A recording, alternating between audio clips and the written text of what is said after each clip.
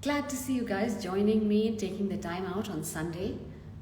Special on Table Talk. We will be joined by actor politician Khushbu Sundar in just a moment. So, very excited for this conversation. Stay with me, guys. And hi, everybody. And thank you so much for joining me and taking time out on Sunday while I quickly just pin the conversation today so we can just move with this quickly.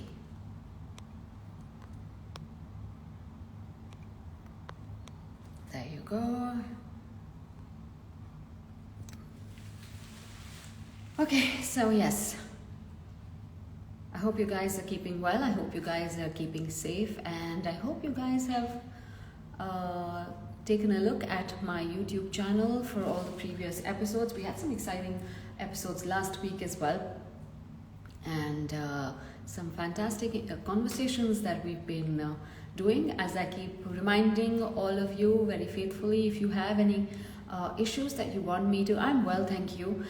If you have any issues that you would like for me to bring up on Table Talk, if there are any issues that you would like to give me feedback on, please do feel free to DM me. My DM does remain open, but please keep it civil, please keep it nice and cordial, because I do get some abuses and there's no need for that. And also a quick reminder that you can please subscribe, not just subscribe to my YouTube channel Jyotsna Mohan, but you need to also click on the bell there if you do actually want to get a quick update on the episodes that are always uploaded there, so that you don't have to keep, a lot of people keep asking me as to when the next episode will be uploaded. So if you just click on the icon, the bell icon, you will automatically get notifications when the new episodes are uploaded. So yes, I am looking forward to this conversation with Khushbu Sundar today. A fantastic actor and one of those women in politicians that we are always speaking highly of, journeys that we would like to emulate, we would like to see. So I am just waiting for her to join and yes, and get this conversation started on a Sunday evening. Hope your weekend went well, and you're all geared up for the next week. But stay with me as I quickly just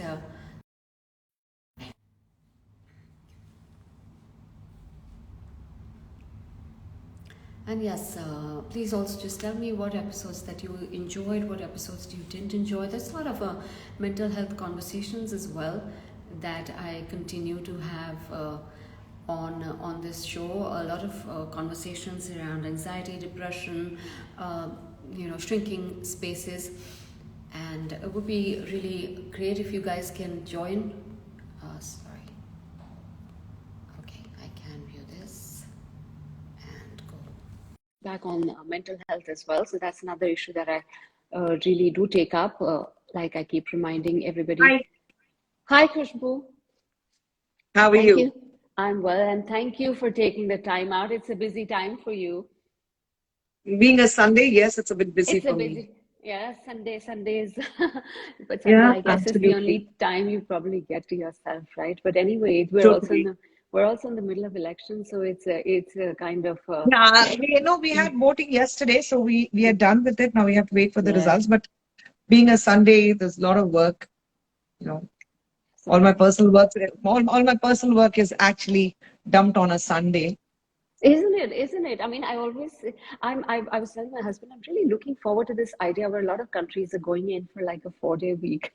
It kind of gives you, I'm like, do you think this is going to carry on? Like so I'm in the UAE right now, and it's fantastic. It's gone on to a 4.5-day week, but Yeah, it's a yeah, bit of a bother if you're a mom, right? Because you just send them out and they're already back on the fourth day. yeah. It's just, True, but true. it's my pleasure really to have Khushbu Sundar on the show today. She is well, as I said, an actor par excellence. It's been a fantastic journey, and of course, a politician, one of those women in politics that we talk about. We talk about highly, and we look out at. I want to begin with politics first, but Khushbu, I can't get over the fact that Can you've you see lost. my daughter peeping in behind? Oh, she's most welcome to join in. She is. But Yeah. uh, are both your daughters with you here, or I thought one My is. younger one is with me. She's in first year college. The other one is in London. So how is that journey actually? Let's begin with that. What is that journey like? The mother of two teens. I mean, I've got one who stepped in as a teenager. One is a wannabe teenager. It's hard. Don't ask me. I mean, of course, now they are a little more grown up, but when they were, right in between their teens, it was like crazy. This one is 19, my older one is 21 plus. So it was like crazy when they both were in their teens. And then my older one had a little longer, every Saturday, she had her, the curfew line a little more longer than the younger one. And then she used to argue that why she can stay out at 10 and I have to come back at 8:30, and Yeah, all those things. So the younger I ones think it grow takes, up faster. yeah, and the younger ones know how to fight their way through a problem. Absolutely. I see that all the time. Why has that one got this one? Why has that got that? I'm like, you're just 9 going on 15. I get it, but let's wait a while, right? Exactly. It's so how did you juggle? How was the juggling? A teenage time is a time where you actually, you're needed more at home than anywhere else. So how do you Yeah. juggle work? I mean, you're still actively acting, your politics, and then the children. Just actually, I made a very conscious decision just after I got married because I had my babies in quick succession. So I made a very conscious decision to stay away from films because I had to give up some very interesting and big films, but then I didn't regret a moment. For me, it was extremely important that I stay with my girls as they're growing up, being with them, dropping them at school, picking them up from school, sitting with them through their homework, their fights, and everything, putting them in bed. I think it was a very conscious decision. And films also now, I really take long to decide if I want to do a film. I mean, in 22 years of my married life, I think I'd have hardly done 10 films. So that isn't an issue. I was doing a lot of television. That is because it was my own production mostly. And it makes it very easy for me to, take the kids to school or there are parent teachers meeting. I'm there for the parent teachers meeting, sports day, anything. I could actually ask my director to make the changes, me being the producer myself. Probably somebody else is a producer. I can't tell them to, guy, listen, I can't be there at 9. I will be there only by 11, but being my own production, that helped me. So it was a very conscious decision to do own production television programs. And then again, if you're doing a movie, then I don't go for an outdoor. I don't shoot for more than a week at a stretch. So I take a break, like I shoot for a week and then I take a break of 5, 6 days where I'm totally with the kids. And even when I was doing a film, I mean, I was making sure that I'm shooting in Chennai and not out of Chennai. And even if I'm traveling somewhere, then it is only during, like if I'm going, I have to go outdoor for a shoot, then I do a film only if the outdoor is when they have their school holidays. So it was a very conscious decision. And I think I follow a very simple rule. How to juggle is if there's a will, there is a way. Right. Absolutely. But, as they grew older, was it a bit embarrassing for them? You're talking about being the PTMs and coming up to school and, the kind of attention you would have gotten. Children get embarrassed very easily, don't they? No, in fact, school was very comfy because the school where they studied, you had a lot of, celebrity kids. But apart from that, I think in school, we all were together as new parents. So nobody was bothered that I'm Khushbu or nobody was bothered that I'm a celebrity. We all were these new mothers who were waiting Yeah. right from their kindergarten days and in fact activity center days. So we all were mothers, who were waiting for their children to come back, and then the kids had to bond well. And until unless we don't bond, the kids wouldn't be bonding. So you will not believe when my kids have friends who have grown up right from their kindergarten days. They have gone their ways. They're in colleges. Somebody is in the US. Somebody is in Japan. Somebody is in UK. But we mothers have stayed in touch. We still have a group on our Instagram where we share on every day-to-day life, what we are doing, what the kids are doing. And we, the mothers of the school, we still do meet once in a way and we keep in touch with each other. So nobody is a star kid. Nobody is a celebrity there. We are just mothers of the normal children there. No, it's lovely to hear that. But was that a little bit of an extra effort to, make sure that they don't think that they are star kids? we made an extra effort was give them a very, very simple life. At home, you see, you will not find a single trophy or a certificate or probably any kind of an award at home. We don't have story discussions at home. Me and my husband, we don't discuss work at home. So that was a conscious decision that when it comes to us, we are a celebrity outside home. But at home, we were just normal parents. Father was father. They could ride on the father's back. They could sleep on father's chest. He is sleeping, wake him up. My younger one would like for a very long time, and the father was, if the father is sleeping, she would come out from the shower, take her school uniform, dump on her father's face and say, dress me up. I have to go to school. So, it was a very thing. And for them to see me cooking, making food for them, dressing them up, taking them to school, driving them around, being there at the parent teachers meeting. So they didn't feel that I was a celebrity. In fact, we took all the kids, in fact, her classmates and everyone, we took them out for an outing. And there were other people to a public place, and the people came over and they wanted my pictures, they wanted my autograph.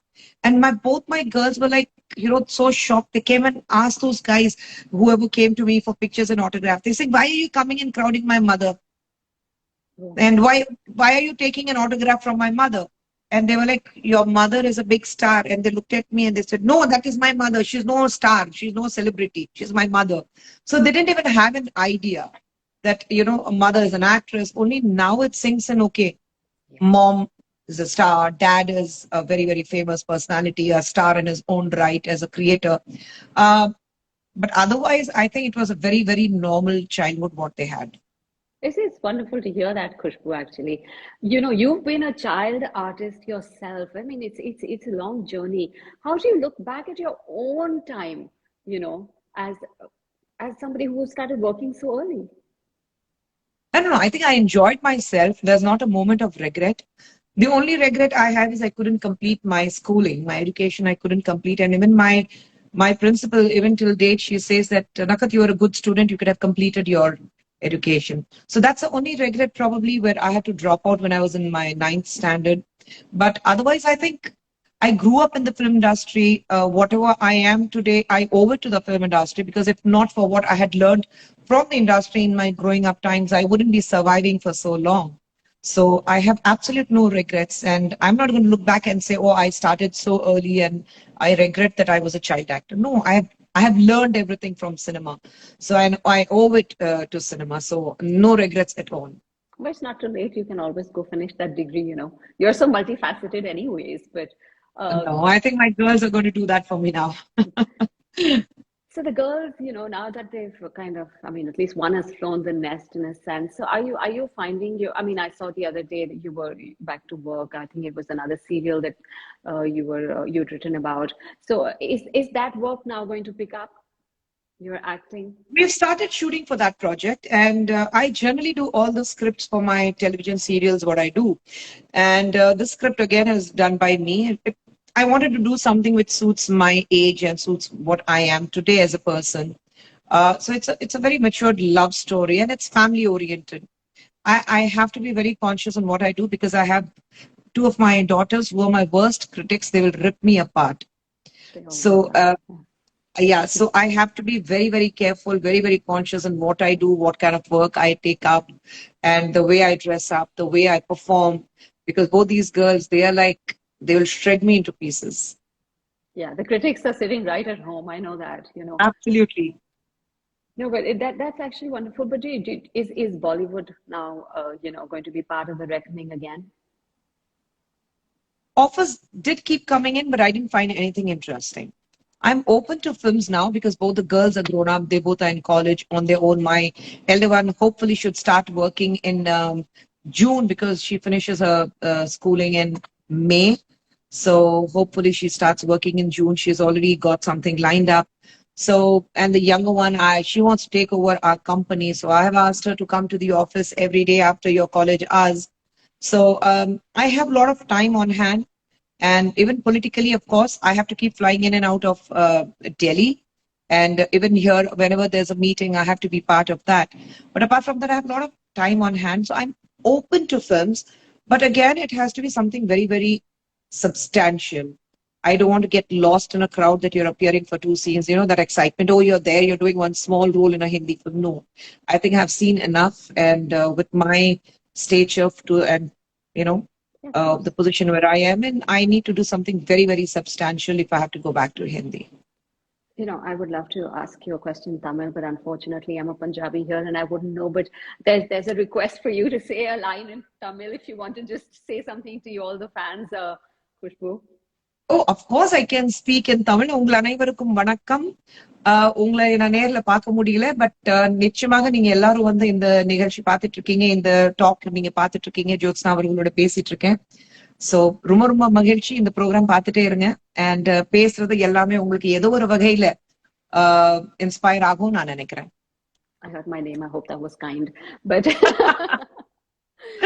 but you mentioned about the fact that you want to do something that is age appropriate in terms of your acting.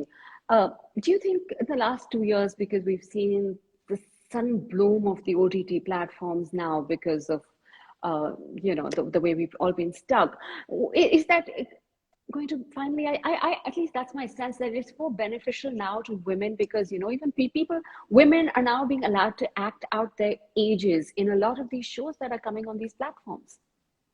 Absolutely. I mean, this is the best time for women actors to actually showcase their talents. And I'm not talking about people like us who have been there, done that, but even for the newcomers, you have such bundle of talents around who probably never had the opportunity to showcase their talents. But OTT platform gives you that. And for me, yes, something like what Sushmita did, Arya, the first part, or Delhi Crimes, or it was something called City of Dreams, or what Ravina did now, Aranyak. I think all these programs, what you watch, they're amazing. And the amount of talent, like I said, the talent. The only thing is, at times it becomes, because OTT, there are certain people who tend to take an advantage that there's no certification or censor board. So we tend to go a little overboard. And if you're sitting and watching with the family, then it becomes a little uncomfortable with the elders and parents. So, but otherwise, I think I have watched some fantabulous series where I am like, wow, this is brilliant. And, Family Man was there. And all of this, KK Menon did a couple of them, and Inside Edge. I think they were brilliant, just brilliant. So I would love to do series, but again, like I said, give me a role what Shefali did in Delhi Crimes. Give me something what Sushmita did in Arya. Give me something like probably Ravina did in Aranyak. You give me those roles, and I'm ready to take up. Well, but otherwise, it becomes difficult. Yeah, because I think there's a time and place, and eventually that time and place. But I'm hoping that you do get those roles, because we would love to see you coming Hopefully, up let's see. on those. Yes. So I want to. There are many more questions, but I want to go a little bit into the political side of your career. And you've been with, now this is your third party, so you've got a lot of experience across the board. What would you actually tell women? What is it that does not allow women to, move ahead? We are in the middle of elections. Half of the voters are women, and yet look at the kind of representation that we have of women. What needs to change? The mindset of women themselves. The problem is we give in to the family pressures. There are pressures from the family, because I have worked with so many women. Very few women find the support of the family. First, it's like you're neglecting your child. You're neglecting the family. Your husband is not happy about it. I have old parents. Who's going to look after them when I'm at work? All these things. And the men, most of the times when you see, they want to be in their shoes, in their woman's shoes. If she's getting a ticket, then it's like, you back out. I will stand in your place. So they want to take the power. They cannot. They still live in that patriarchy mindset where they cannot accept a woman step ahead of them. Or they cannot accept a woman that you go to a place and a woman is known to the people and not the husband. You say, oh, even this is my husband. And that's when most of the men cringe. I am not your husband, you're my wife. So that needs to change. And unless we don't change that, most of the women will not find a place in politics. You name it. You look at the women who have been in politics, who have made it big. They didn't have the family as we call. Okay, so they didn't have any pressures. They didn't have any kind of commitment that I can't work late hours. I have odd hours and I need to go back home because somebody is waiting. Children are there. I have to look into their school, their PTMs, their homework. They are appearing for their board exams. They have their final exams. Those pressures were not there on them. Very few women like probably me, Smriti Irani, Nirmala Sitaraman, Priyanka Chaturvedi, we women find the support of our family as well as our men who say that go out, spread your wings, fly high. It's your world. It's your time. You have to make sure that you have a name for yourself. You don't have to be in my shadow. So we have been the lucky ones, but not probably every woman is lucky in that way. So So how do it's you it's the women who need to change. then, and that of course, that you mentioned, and that was in my mind as well, the family aspect of it, the societal aspect of it as well, the kind of there's a lot of misogyny around. It's very easy to put a woman down. And I think I spoke when I was speaking with Priyanka Chaturvedi. I think I remember having this conversation that whether women have to actually dumb down a bit, dress down a bit to be in politics, because there are these misconceptions. You can't be overly smart, you can't be overly glamorous, to be out there. You've got to be simple. No, I think there's a code of conduct when it comes to politics. I mean, I definitely wouldn't wear something which people would, me being a celebrity, I can't speak for others, but for me, being a celebrity myself, I wouldn't want to be overdressed and go where people would say, oh, there comes the actor. Not for anything else. I want people to take me seriously as a politician, as a person who's going to work for them. So I don't want my status as an actor overpowering my uh, place as a politician or as a servant to the people. So I would really take an extra effort to do that. But yes, I do dress up well. I'm going for a wedding now. I am dressed up well. And I love to dress up. And I'm not going to bring that down. I'm not going to go without my lipstick. I'm not going to go without my kajal. I'm going to leave my hair open and I'm going to walk in. If that is glamorous, then be it. Beautiful women are to be appreciated and they need to be celebrated. And we have very beautiful women in politics. So we are not going to dress down. I mean, you look at parliament, women are coming really, really well dressed. You look at Sumalata Ambrish, the way she dresses up in her, the beautiful saris, what she wears in the parliaments. I mean, with a lovely neck piece and her pattu saris and everything. She was beautiful. I think women just need to be themselves. You don't have to play down. It's finally how you speak, how you work, how you take care of your constituents, or how you work for the party. That is what is important. So you've had your fair share of controversies as well, and you've also spoken about how to go through a journey with integrity, with dignity. How do you carry on, when you're in that public space with so much focus on you, and you keep that dignity going? I'm just myself. I cannot tolerate nonsense. I know what I speak. I know what I say. I know what I'm doing. So if somebody tries to outsmart me, then I need to put them in place. And I do that. I do that immediately. I'm not a dumb bimbo who's going to say, oh, I'm sorry, excuse me. If I'm not aware of something, I'm very honest about it. I say, I'm not aware of it and I'm not going to answer this. Because I think it's very important that you have to be honest with yourself rather than making a fool of yourself in public places. Secondly, yes, you do come across certain men who love to bring you down, who think it's their birthright to bring down a woman and show that they are above us. So, and the reason for me to move out of the other two parties was because of that, because I cannot and I will never ever allow my dignity, my respectability, or my integrity to be challenged. Because the minute you do that, I move away. My mom has taught me very clearly that you don't have to be in a place if you are not respected, if your self-respect is not accepted. So I just follow that rule. And if you're going to play around with my respectability, I'm not going to take it. So how do you deal with it in an environment that is just, with social media today, where there is just so much of abuse, there's so much, it's toxic, isn't it? It is very toxic. The reason why I came out of Facebook, I think 10 or 12 years back, when my girls were very young, because they were also on Facebook, and I saw that how they were targeting these young kids. And I decided overnight that I cannot be on Facebook. And I told my daughters that I'm going to be out of Facebook and we all will do it. Because I knew the question would be, Amma, you are on Facebook. So I walked out of Facebook. I came out of Facebook. I'm not on Facebook. My girls are not on Facebook. Yes, Twitter is one platform where you have to be connected with people. It allows you to interact with people. It keeps you connected with the reality. Uh, and I have understood that the amount of comments you get, you don't have to go through everything. First, I don't have the time to go through every comment.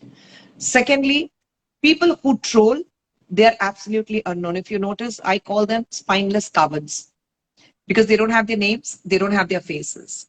So I don't have to react to somebody who does not even have the courage to show their names and faces, their own identities, because they know what they're doing is wrong. They're very much aware that one of their family members might be on Twitter and they will be caught off guard. They have to face their family, they have to face their women at home, they have to face their children at home. So they are so, uh, you know, I, they're not at all courageous. So why would I even react to them? So they're trolls. So leave it at that. So, how then do we inspire younger women? I think uh, the kind of women who've been in these apps, who've been, auctioned off on the apps, if you look at them, a lot of them then eventually disappear from the kind of work they're doing simply because, their parents are going to say, it's not worth, what taking this on. No, I think we just need to understand all the women who are there out. I've seen many women being trolled. I've seen many women being abused. Irrespective of which party you belong to, or irrespective of which area you come from, or what you do, I say if there is somebody who's abusing you, we always have an option: mute. Don't give them the pleasure of saying that you have blocked them. Mute them. That's it. Carry on with your life. You don't have to even look into them. You don't, they're not worth it. They're not even worth a penny, because you'll be wasting your time if you start reacting. And once you react to them, I do react. I do react if it gets very personal. If it comes to my family, then I react very badly. Yes, I do. But otherwise, I don't. If it's personally an attack, then I don't react. But if you involve my family, my children, then I do react. I become the wounded tigress. I can do it, but I would say these women, they should just continue doing the wonderful work they do, because this is one platform, social platform, any platform. I may not be on Facebook, but there are, it's a huge platform for them to showcase their talents, to bring out what they want to do, to say what they want to say. Till you're not hurting, till you're not spreading hate, till you're not, personally attacking someone. Please continue your good work if you think you're doing something good, and be least bothered about that who comment, because people who are commenting, most of them have nothing else to do. Take the good comments, and if you look at it, probably if there are 100 comments, out of that 20% will be these trolls, these kind of abuses, but 80% will be appreciating your work. So let the 20% of them, the trolls, let them go. They're not worth your time. Look at what these 80% of people tell you, appreciate your work, say thank you, and move forward with a smile and with more of power. Wonderful words, and I am running out of time, but I have two very quick questions for you, which I know a couple of people have also been asking. What was it like? And I'm going back a little bit in time here quickly, Khushbu, to have a temple dedicated to you, or have a sari dedicated to you, to have a dish on your name. What does it feel like? I mean, how do you react? I don't And know. how do you I've never internalize reacted. it?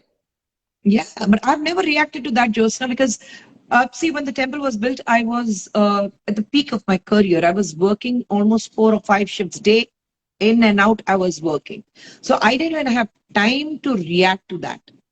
Uh, where I used to live earlier in Boat Club, every Sunday that area used to be absolutely crowded. We used to call police to control the crowd, because there used to be buses, people coming from different parts of Tamil Nadu and standing outside my house wanting to see me. And that was disturbing the other neighbors, because it's a very, very private residential area. People who live in Chennai, they would know what Boat Club is like. So they were very disturbed, and we had to stop doing that. I had to request my fans not to come home on Sundays and see me, because I didn't want to disturb my neighbors. Saris, idlis, and everything. I don't know. I've never reacted to that. Probably that's why I have remained very, very normal and stable. And that's it. The minute you Imagine, start reacting, think that, okay, I have so much, then you'll not be normal. imagine eating a idli and then being told this is in your name, but I think you missed that and you've skipped that, and all good for that. But I want to end this with the last question, and you're looking absolutely wonderful, which brings me to the question that. Oh my God, somebody just said, oh, I have to read this out to you. Fans are planning another temple. Please. I had no idea about this one. Oh my But God, no, I have no idea about this one. Thank you so much. Once I built a temple and building a temple again, thank you so much. I would say, it becomes a huge responsibility that when people dedicate a temple in your name, I would say that don't spend money. Please be yourself. Love me as you are from wherever you are, and continue doing good work in my name. And that is enough for me. That's it. and the weight loss question, Khushbu, fantastic. Oh my God, you were looking so much younger. What did it take? And where did this come from? I think a lot of us want to know who've been sitting on No, our it took me couches for the a last long 2 years. time. No, it took me a long time. I was contemplating to lose weight, but I kept asking the wrong person if I'm fat, and that was my husband and my children, because they have seen me every day and they were like, "You're perfectly fine." But then I had a nasty fall and I hurt my back.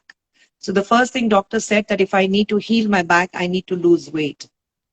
Because the entire pressure is on my coccyx bone, and I need to strengthen that. And until unless I don't lose weight, I will not be able to do it. And my daughters, they lost weight. My husband lost weight because he was playing a cop back to back in 3 films. So he needs to be fit to wear a cop uniform. So he had lost weight.